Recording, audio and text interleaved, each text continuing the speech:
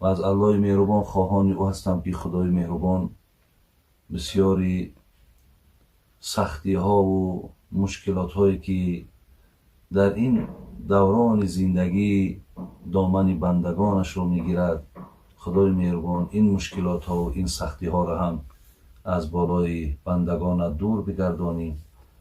الله مهربان گذشتگان من رحمت و مغفرت کنی، بیماری ها من شفای کامل تی.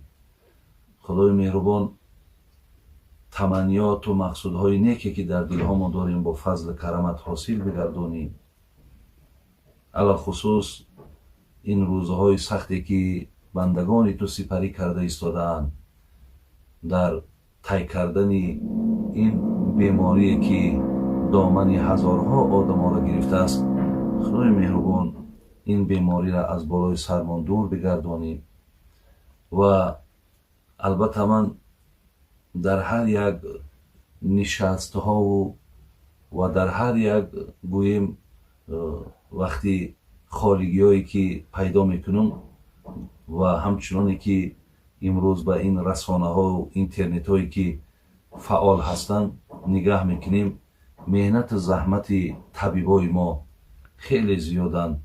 الله مهربان من همیشه در حق اینها با علاهیدگی هم دعا میکنم که امروز خدمت اینها، غیرت اینها، محبت اینها و خیلی که زیاد بر این مردم و بر این ملت هست، حتی که اینها برادران عزیز به یگان جای مبالغش از سر امون جانی که خیلی محبت دارد، جانی که بسیاری از ما دوستش می‌داریم، اینها را خدای مهربان آنقدر غیرت داده است، آنقدر ننگ داده است که حتی میدانند که این کار به هلاکت هم که باشد ولی در این کارش ایستادگی دارد.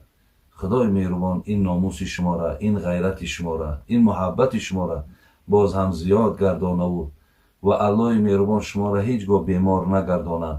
خدا عمر شما را دراز گردانه. و شما دانین طبیبان عزیز، شما دانین که پیامبر نازنین در حدیث فرموده است که خیر الناس من ینفع الناس، بهترین از بندگان خدا، بهترین از امتان من آن کسی هست که خدمت اونها به بندگان خدا میرسد. کسی خادم است، کسی خدمتگار بندگان خداست. پیامبر نازنین گفت او بهترین مردم در بین مردم به حساب می رود. زیریاز شما از زمره بهترین ها هستین.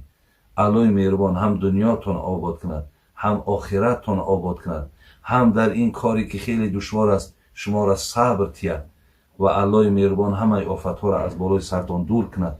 انشاءالله من از خدا امید دارم برادرای عزیز، روزی می شود که این هوا با صاف می شود، این غبارها و این مشکلات ها دور می شود، ولی نام شما انشاءالله همیشه بنیکی یاد می شود.